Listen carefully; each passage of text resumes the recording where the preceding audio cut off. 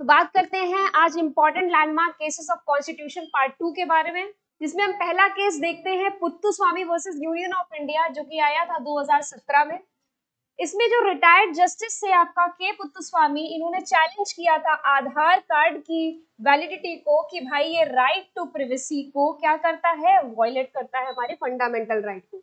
अब ये issue before the court was that whether right to privacy was a fundamental right और not. जो court के सामने इशू गया, वहां पे ये इशू गया कि जो हमारा फंडामेंटल राइट में ये राइट टू प्रिवेसी को इंक्लूड किया जाता है या नहीं। तब सुप्रीम कोर्ट ने अपने जजमेंट में कहा, क्या कहा कि भाई जो राइट टू प्रिवेसी है part of part 3 of the constitution, मतलब जो आपका राइट टू लिबर्टी आपका आर्टिकल 21 के अंडर दिया जाता है, वो इंक्लूड करता है राइट टू प्रिवेसी को भी।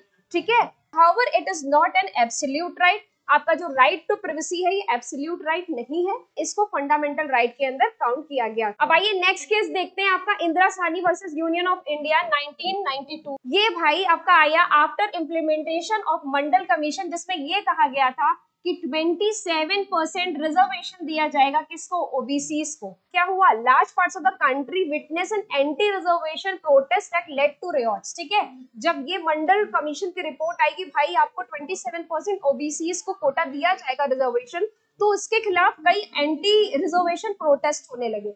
ठीक, उसके बाद this case challenge the reservation on the basis of caste. तो ये जो आपका चैलेंज था, ये केस क्या चैलेंज कर रहा था कि जो भाई आप ओबीसीज को रिजर्वेशन दे रहे हैं on the basis of caste, ये सही है या नहीं। तो जजमेंट आया, कोर्ट ने ये कहा कि upheld the constitutional validity of 27% reservation for the OBCs with the certain conditions. क्या कहा सुप्रीम कोर्ट ने कि भाई ये जो 27% रिजर्वेशन दिया जा रहा है ओबीसीज को on the basis of caste, ये क्या है, ये सही है, लेकिन इसमें कुछ कंडीशंस अप्लाई करनी पड़ेंगी। पहली कंडीशन क्या कि भाई जो अगर ओबीसी में कुछ क्रीमी लेयर्स आती है, उनको क्या किया जाएगा, उनको एक्सक्लूड कर दिया जाएगा। सेकंड क्या कहा कि नो रिजर्वेशन इन प्रमोशन, तो जो प्रमोशन में क्या किया जाएगा, कोई भी रिजर्वेशन नहीं दिया जाएगा।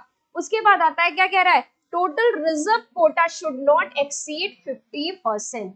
तो जो रिजर्वेशन का कोटा है उसका 50% से ज्यादा एक्सीड नहीं किया जाएगा। तो ये पूरे पॉइंट्स थे Indira Sahni versus Union of India case के। नेक्स्ट केस देखते हैं। नेक्स्ट केस आता है आपका Minerva mills versus Union of India, जो कि आया था आपका 1980 में। मिनर्वा मिल्स क्या थी, एक टेक्सटाइल मिल थी जो कि बैंगलोर में थी। कांग्रेस गवर्नमेंट ने इसे क्या कर दिया था, नेशनलाइज कर दिया था। कब, 1970 में। अब जो इसका ओनर थे मिनर्वा मिल्स के, इस जो नेशनलाइज किया था गवर्नमेंट ने, उसको क्या किया, उसने चैलेंज किया सुप्रीम कोर्ट में इसके ओनर ने। It also challenge the provisions of 42nd amendment act 1976। And जो 42nd अमेंडमेंट था कॉन्स्टिट्यूशन का 1976 का, उसको भी चैलेंज किया गया, जो कि नलिफाई करता है आपका, क्या करता है, नलिफाई करता है केशवानंद की वर्डिक्ट को। मतलब यहाँ पे दो चीजें चैलेंज की गई। पहला, इसके ओनर ने उसके नेशनलाइजेशन को क्या किया, चैलेंज किया। सेकंड, 42nd अमेंडमेंट जो आया 1976 का, वो क्या कर रहा था, केशवानंद भारती का जो वर्डिक्ट था उसे नलिफाई कर रहा था, उसको चैलेंज किया गया। अब सुप्रीम कोर्ट ने अपने जजमेंट में क्या कहा, the judgment struck down 2 changes made to the constitution by the 42nd amendment act 19। Supreme court ने कहा कि भाई जो 2 चेंजेस किए गए हैं 42nd अमेंडमेंट के अंडर 1976 में, वो प्रॉपरली सही नहीं है। ठीक है, उसके बाद कोर्ट ने क्या कहा, वो डिक्लेयर किया कि ये जो कर रहे हैं, जो 2 चेंजेस किए गए हैं 42nd अमेंडमेंट में, वो क्या कर रहे हैं, वॉयलेट कर रहे हैं आपके बेसिक स्ट्रक्चर को। कॉन्स्टिट्यूशन में क्या, सॉरी, केशवानंद भारती के केस में क्या कहा गया था कि भाई जो पार्लियामेंट है उसको राइट है फंडामेंटल राइट्स में भी अमेंड करने की, और साथ ही साथ कॉन्स्टिट्यूशन के पार्ट्स में भी अमेंडमेंट करने की, लेकिन इसके बेसिक स्ट्रक्चर को वो क्या नहीं कर सकती, उसको वॉयलेट नहीं कर सकती। सेम चीज यही कहा कि जो 42nd अमेंडमेंट के 2 चेंजेस है, वो क्या कर रहे हैं, वो इसके बेसिक स्ट्रक्चर की क्या कर रहे हैं, वॉयलेटिव कर रहे हैं, वॉयलेशन कर रहे हैं। तो इसीलिए ये पूरी तरह सही नहीं है। It makes clear that constitution and not the parliament is supreme. और कोर्ट ने यह भी कहा कि कॉन्स्टिट्यूशन ही ऊपर है, पार्लियामेंट नहीं। तो पार्लियामेंट अपनी मन मर्जी से कुछ भी चेंजेस नहीं कर सकती है। आइए थर्ड केस देखते हैं। आगे आता है Maneka Gandhi versus Union of India 1978 का केस। इसमें क्या हुआ, ऑन जुलाई 1977 को जो रीजनल पासपोर्ट ऑफिस था दिल्ली का, उसने क्या किया, मेनका गांधी को बोला गया कि सरेंडर करने के लिए उनका पासपोर्ट, ठीक है, लेकिन इनको कोई वैलिड रीजन नहीं दिया गया, ठीक है, वैलिड रीजन नहीं दिया गया, बताया गया कि भाई ये पब्लिक इंटरेस्ट में किया जा रहा है, ठीक। अब उसके बाद जो मेन इशू अराइज होता है, main issue in this case was whether the right to go abroad is a part of the right to personal liberty under article 21। यहाँ पे ये क्वेश्चन अराइज होता है कि भाई क्या अब्रॉड जाने का जो अधिकार है वो हमारे फंडामेंटल राइट जो आर्टिकल 21 बात करता है राइट टू पर्सनल लिबर्टी की, क्या उसमें आता है। तो कोर्ट ने अपने जजमेंट में कहा कि the Supreme Court held that it is included in the right to personal liberty. भाई अब्रॉड जाने का जो अधिकार है वो भी राइट टू पर्सनल लिबर्टी में ही आता है आर्टिकल 21 के अंदर, ठीक है। देन अब सुप्रीम कोर्ट ने एक और बात कही, the Supreme Court also ruled that the mere existence of an enabling law was not enough to restrain personal liberty. Such a law must also be just, fair and reasonable. अब यहाँ पे क्या कहा गया कि भाई ये सिर्फ ना देख लेना कि पूरा प्रोसीजर जो लॉ में स्टैब्लिश किया गया है उसको फॉलो किया जा रहा है, यानी अगर वो फॉलो किया भी है लेकिन अगर वो जस्ट, फेयर और रीजनेबल नहीं है तो भी उसको नहीं माना जाएगा, तो भी वो क्या कर रहा है, हमारे फंडामेंटल राइट्स का वायलेशन कर रहा है। तो ये था आपका Maneka Gandhi versus Union of India का केस। नेक्स्ट केस देखते हैं, इंदिरा गांधी वर्सेस राजनारायण का केस जो कि 1975 में आया था। इस केस में क्या हुआ था, 1971 में जो राजनारायण थे इन्होंने लोकसभा का इलेक्शन लड़ा था रायबरेली से, किसके अगेंस्ट, इंदिरा गांधी के अगेंस्ट, ठीक है। He filed case against the Indira Gandhi for performing election malpractices. अब ये इन्होंने क्या किया ना, रायबरेली से लोकसभा का इंदिरा गांधी के अगेंस्ट लड़ा लेकिन ये इलेक्शन हार गए। तब ये सुप्रीम कोर्ट में गए कि भाई इंदिरा गांधी ने गवर्नमेंट की जो पॉलिसीज है उसको सही से उपयोग ना करके उसमें माल प्रैक्टिसेस हुई है, इसीलिए इनका जीतना पूरी तरीके से सही नहीं है। फिर इलाहाबाद हाई कोर्ट ने 12 जून 1975 को पाया कि इंदिरा गांधी गिल्टी है, ठीक है, कि उन्होंने माल प्रैक्टिसेस का यूज किया है। फिर therefore the court held that she cannot continue as PM and cannot contest election for another 6 years. High court ने क्या कहा कि भाई जो इंदिरा गांधी है वो कंटिन्यू नहीं करती पीएम के पद के लिए, नहीं कर सकती, और आगे आने वाले 6 सालों में भी क्या नहीं लड़ सकती, वो ये इलेक्शन नहीं लड़ सकती है, उसमें पार्ट नहीं ले सकती है। फिर Indira Gandhi approach supreme court. अब इस इलाहाबाद हाई कोर्ट के जो जजमेंट की अगेंस्ट ही कहाँ गई, ये गई सुप्रीम कोर्ट, ठीक है। कब गई, 24 जून 1975 में। अब supreme court being in vacation granted conditional stay on high courts verdict. Supreme court की उस समय छुट्टियां चल रही थी, उन्होंने इलाहाबाद हाई कोर्ट का जो वर्डिक्ट था उस पर स्टे लगा दिया।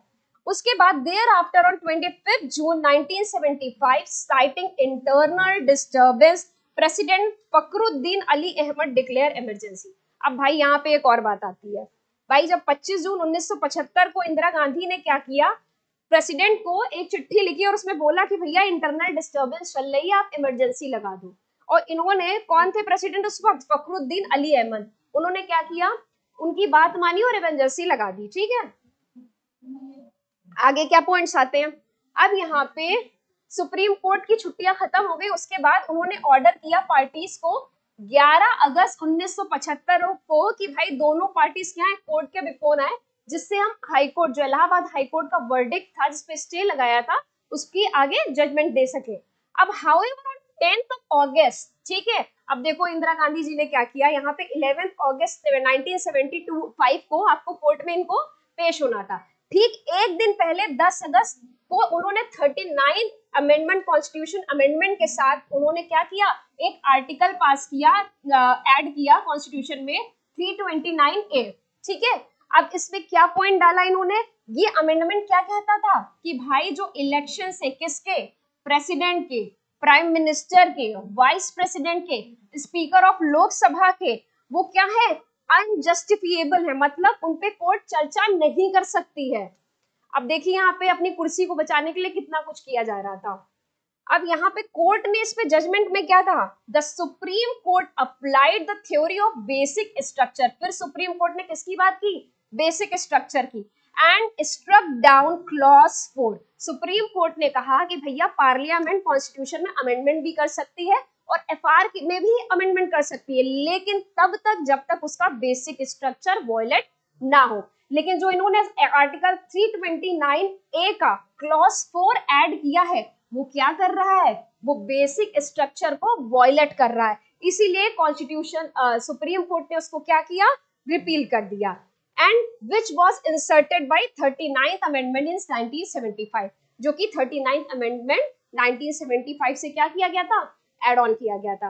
अब आता है on the grounds that it was beyond the Parliament's amending power as it destroyed the Constitution basic structure features. ठीक है, वही सुप्रीम कोर्ट ने यही कहा कि भाई पार्लियामेंट के पास पावर तो है, वो अमेंड कर सकती है, लेकिन बेसिक स्ट्रक्चर को नहीं।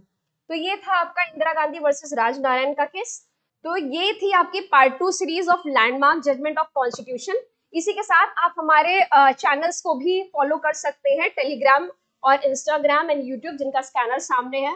एंड उसी के साथ आप हमारा एम जुडिशरी कोर्स, जो कि बुनियाद 2.0 कोर्स है, जिसमें हमने 3 years फाउंडेशन कोर्स को लॉन्च किया और साथ ही साथ 18 months का फाउंडेशन कोर्स लॉन्च किया है, जिसके बेनिफिट्स आपके हैं प्री प्लस मेंस इंटरव्यू की होलिस्टिक प्रिपरेशन, साथ ही साथ आपका 3 years फाउंडेशन कोर्स में आपका हम प्रोविजनल एनरोलमेंट एंड अपॉर्चुनिटी दे रहे हैं आपकी practice in the reputed lawyers and law firms. तो अगर आपको इससे रिलेटेड कोर्स की और भी ज्यादा जानकारी लेनी है तो स्क्रीन पे सामने दिया गया नंबर है, वहां पे आप कॉल कर सकते हैं। और उसी के साथ साथ आप हमारे चैनल्स को फॉलो करिए for more legal updates. Thank you so much.